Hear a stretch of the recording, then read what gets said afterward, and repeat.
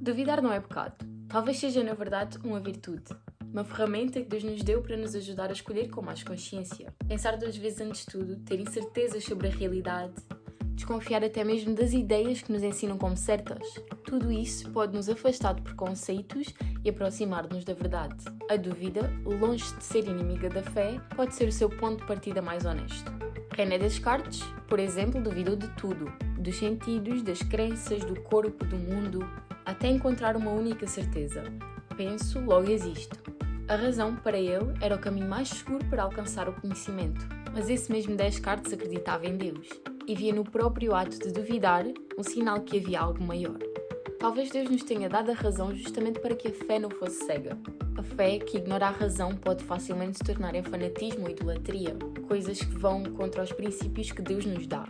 A fé e a razão, quando caminham juntas, ajudam-nos a chegar mais longe. Uma dá-nos asas e outra dá-nos o chão. A ciência ajuda-nos a compreender o como das coisas, enquanto a fé ajuda-nos a perguntar o porquê. E é nesse ponto que essas duas formas de conhecer não se contradizem, completam-se.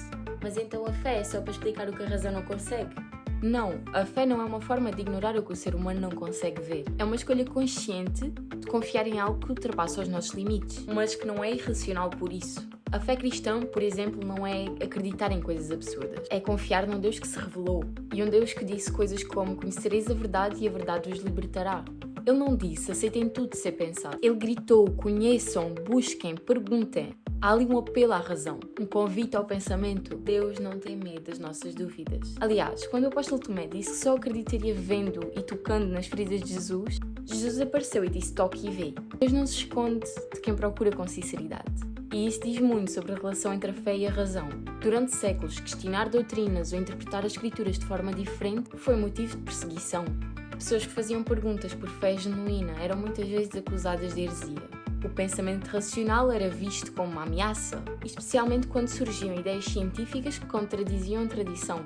Temos o exemplo da Inquisição, onde tristemente pessoas foram queimadas vivas, acusadas de heresias, apenas por serem suspeitas de se desviarem da fé, e muitas vezes nem era verdade.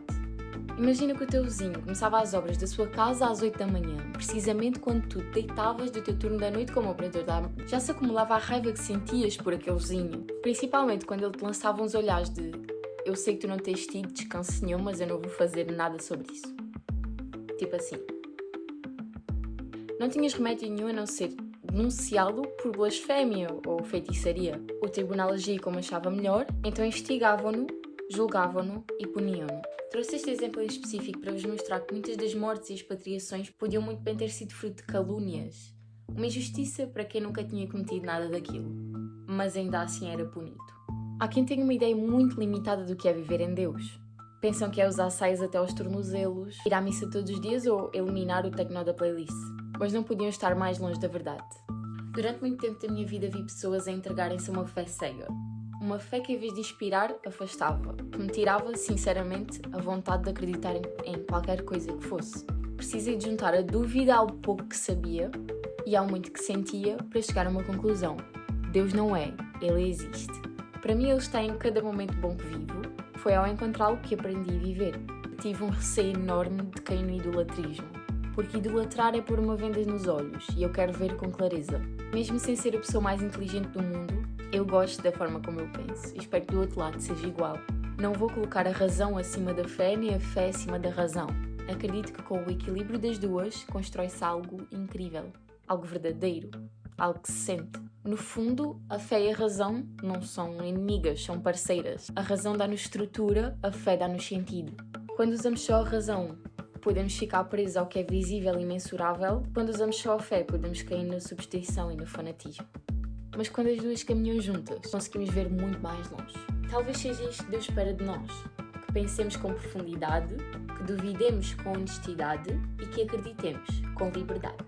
Porque entre a razão que questiona e a fé que confia, talvez seja aí que começa a verdadeira sabedoria. Obrigada e beijinhos.